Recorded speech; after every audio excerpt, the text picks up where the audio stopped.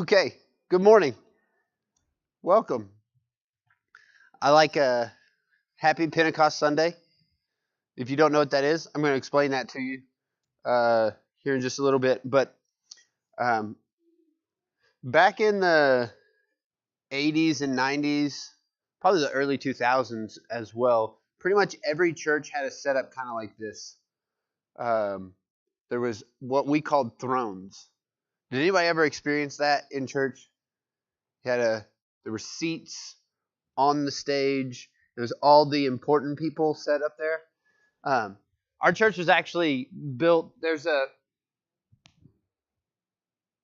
There's a telephone plug-in right here. I know, shocking.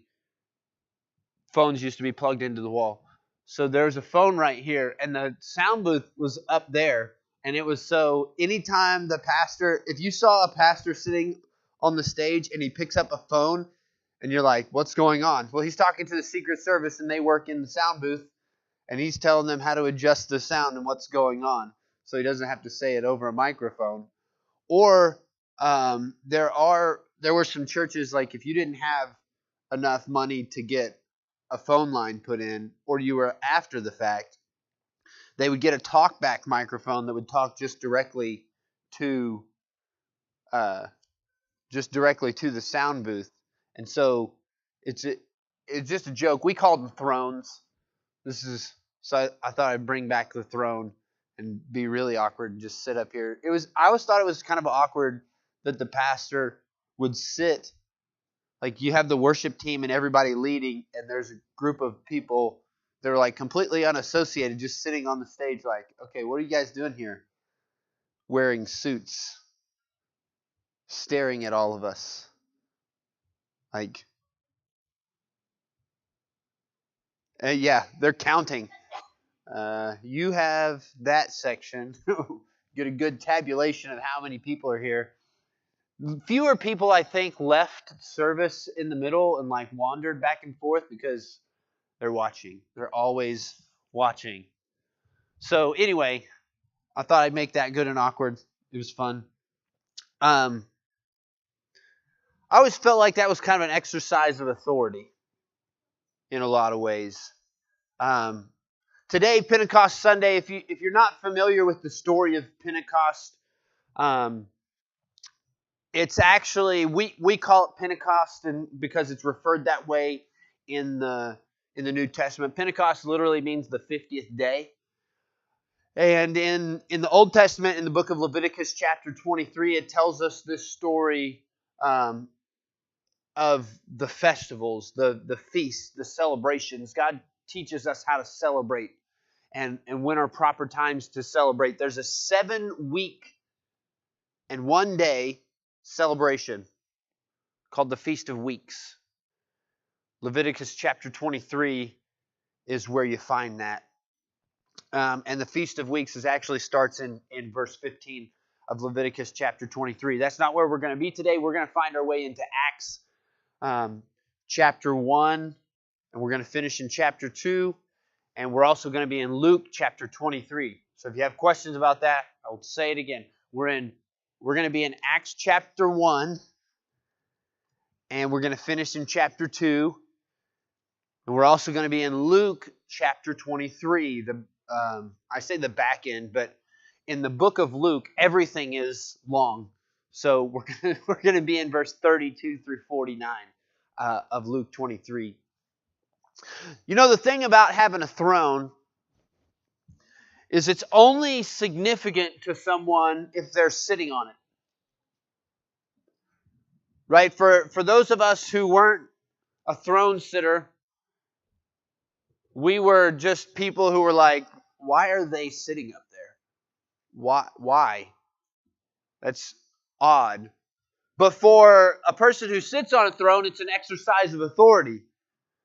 Like to actually be able to sit on a throne, if this was like an actual royal throne in a kingdom, in a palace, the person who sat on the throne, that's the person of authority. And if you weren't the person who was supposed to sit on the throne, and you were found sitting on the throne, it was the end. Yes, off with his head. I think of the Robin Hood movie. Off with his head. Anyway, um, the throne is only significant to the person who's sitting on it. And who sits on the throne is very, very significant. And in Israel, at the turn of the beginning of the first century, in Jesus' time, they talked about this coming Messiah. And it was all centered around this one statement from the Old Testament.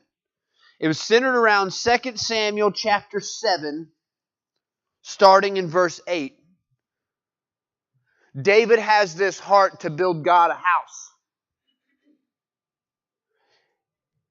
And God's first response to David was, "Why would you build me a house? What's the point here?"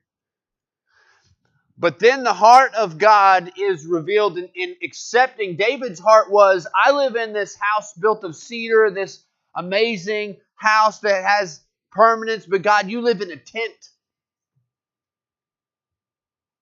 Your presence is in a tent.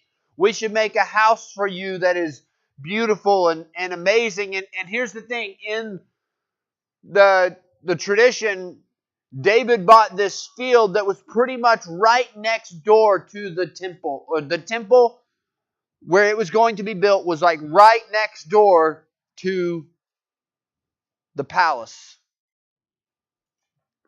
So the seat of the king would be right next to the seat of God. And here's what God says through the prophet Nathan. He says, "Now therefore, thus you shall say to my servant David, thus says the Lord of hosts, I took you from the pasture, from following the sheep, that you should be prince over my people Israel. And I have been with you wherever you went, and have cut off all your enemies from before you, and I will make you a great name, like the name of the great ones of the earth. And I will appoint a place for my people Israel, and will plant them so that they may dwell in their own place, and be disturbed no more. And violent men shall afflict them no more as formerly, from the time that I appointed judges over my people Israel, and I will give you rest from all your enemies. Moreover, the Lord declares that to you that the Lord will make you a house. When your days are fulfilled and you lie down with your fathers, I will raise up your offspring after you, who shall come from your body, and I will establish his kingdom. And he shall build a house for my name, and I will establish the throne of his kingdom forever. And I will be to him a father, and he shall be to me a son. When he commits iniquity, I will discipline him with the rod of men, with the stripes of the sons of men.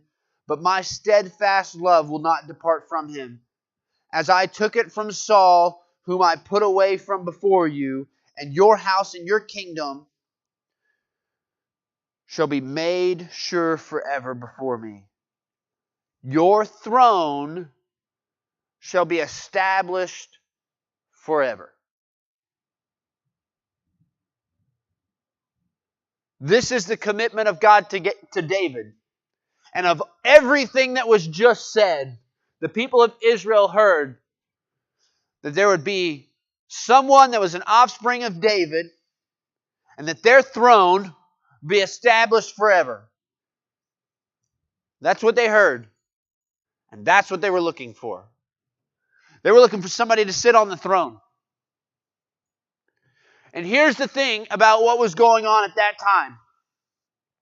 There were three groups of people who were really, really loud. They weren't the majority, which is kind of like today, right? But there are groups of people who are really, really loud. These three groups of people, their central focus focused around the throne. The first group of people were Herodians. And you're like, what? Read through the New Testament, you'll see this term, the Herodians, the Herodians, the Herodians. Why? Who are these people? The easiest way to describe these people are the people who don't want any trouble. They're just saying, this is just how it is. Deal with it. That's these people. The Herodians are people who really, really liked the Roman rule. They liked the Roman rule. They liked the opulence that it brought. They liked the provision that it brought. They liked all the extras. And most of them were friends of Herod. Herod Antipas. Who is that? Well, he's the guy who literally sat on the throne of David at the time. He was a friend to Caesar and had a lot of Roman friends, and so he got a lot of Roman influence, and he was and could track his lineage back through David.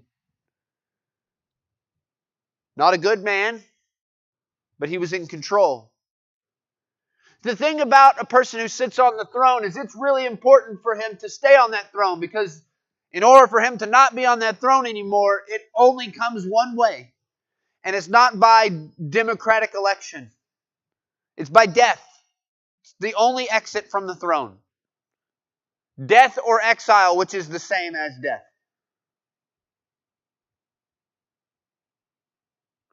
So we have this group of people who want stuff to remain exactly how it is. Hey, this is okay. Don't rock the boat. Just keep your head down. Everything's going to be okay.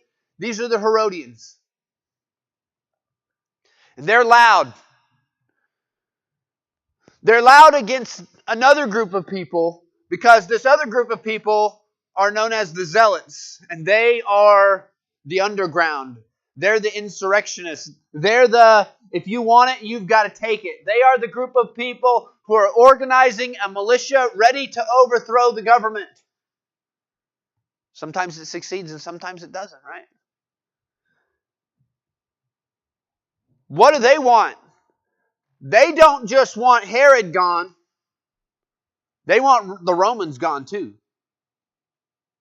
They're looking for a Messiah to come as an authoritarian, to come to fight, to rally the men at arms, and to take back the capital and take back all that there is and push out the Romans, because these people are looking for someone who's going to be the seed of David, who's going to sit on the throne, who's going to rule with authority. What does the throne mean? It means authority. Not just political authority, but literal physical battle authority. Ruler of the armies who points them in the right direction. This is who they are. So the Zealots are fighters. This is the group of people who have influenced a lot of the early disciples' ministry. And so when James and John come to Jesus with their mother and says, when you sit on your throne, let this son be on your right and this son be on your left. They're like, well, Jesus, there's the throne of David. And when you sit on it, the most powerful people sit right here. One to your right, one to your left. Can James and John sit in those places? And he's like, you've got no idea what you're asking. Because they're still focused on that same throne.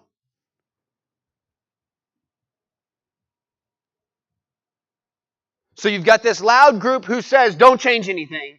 We like Herod and we like the Romans. And then you've got this really loud, angry group who are like, we need to change everything. Destroy it all. Run out the Romans. Run out Herod and all of his people. And let us start over new with this offspring of David who we're looking for. And so they're always trying to encourage Jesus to organize the army of random people who are following him who are poor and destitute. Just a note to self, if you're trying to win a war, you don't gather a whole bunch of poor and destitute people and go try to storm the fortified city. Somebody's going to get hungry. and it's going to go poorly. Or all those people who are trying to insurrection, they're going to end up in jail or something, right, Nicholas? That's what happened last week. A whole bunch of people ended up in jail. Whole different story. Anyway, so that's another group. The last group is a group that kind of doesn't have sides, except for their position is that throne is to reestablish them as authority. And this is the Pharisees and the Sadducees. These guys might be the loudest of all the groups, because they're not under threat of the Roman people. The Zealots, they're under threat from Rome because, well, they're crazy. And when you're in power, you only stay in power as long as those people are scared of you. Well, the Pharisees and Sadducees, they had no reason to be afraid of Rome. Now, they didn't want Rome there. But they were the religious leaders. And by religious leaders, I mean they were the keepers of the law. I don't know if you know very much about people who are keepers of the law. They're far more concerned with what you're doing wrong than what you're doing right. The keepers of the law, the Pharisees and the Sadducees, these are people, they were looking for the Messiah. They were interested in the coming Messiah. They were looking for him to sit on the throne, but they were looking for him to sit on the throne of David to raise them up into positions of authority and to let them operate as judges to judge the people of Israel. Don't know about you, but most of the time judges aren't overly concerned with what you've done right. If you're standing in front of a judge, that judge is there to tell you how much you've done wrong. And whether what you are being accused of doing wrong is enough to condemn you. Matter of fact, the Pharisees and Sadducees, they had a scorekeeping system. Pros and cons, positive, negatives. How well have I upheld the law today, this week, this month? They were so committed to the Old Testament law that they measured out the spices in their spice cabinet and tithed on it. Listen, if you're searching through your spice cabinet to worry about how much you're tithing, you have way too much time on your hands. You need to get a life. You know what's really easy in this position as a Pharisee and Sadducee is to be really focused on negative. There's a story that's credited to Albert Einstein. I don't know that it's actually an Albert Einstein thing, but it says that he has this group of advanced students in class, and he begins to teach, and he goes up to the board, and he writes out equations and solutions. He writes out a dozen equations and solutions, and the last one he writes out, he intentionally writes the wrong answer. And his class starts getting into an uproar about that one is wrong. That's wrong. Your answer is wrong. You're doing it wrong. That information is wrong. And he stops and he turns to him and he says, it's amazing how much information is correct, and the only thing you're worried about is what's wrong. But that's kind of our human nature, isn't it? The loudest people in our society right now